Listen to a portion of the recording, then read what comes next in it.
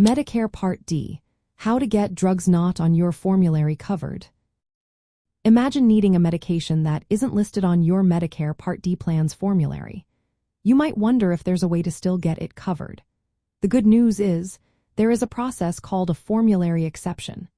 To start, your healthcare provider can submit a request to your plan explaining why you need this specific drug. They must show that the drugs on the formulary aren't as effective for you or cause side effects, or that the alternative drugs requiring step therapy or dose restrictions that make them less suitable.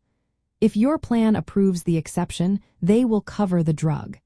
However, it might be placed in a higher cost tier, meaning you pay more out of pocket. There are two main types of exceptions.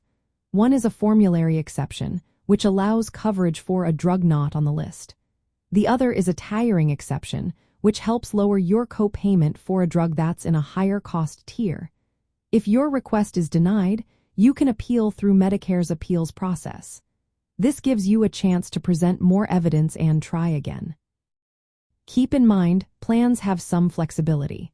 They may approve your drug but assign it a higher cost tier, so your expenses could be higher. Also, drugs approved through exceptions might not count toward your out-of-pocket spending limit unless specifically approved. To improve your chances, work closely with your doctor to prepare a detailed explanation of why you need the drug. Review your plan's formulary during enrollment to pick a plan that covers your medications. If your current plan doesn't meet your needs, you can switch plans during the annual Open Enrollment Period. Pharmacists can also help by advising you on formulary options and the exception process. Getting coverage for drugs not on your formulary involves submitting a formal request supported by your doctor's medical justification. If denied, you can appeal.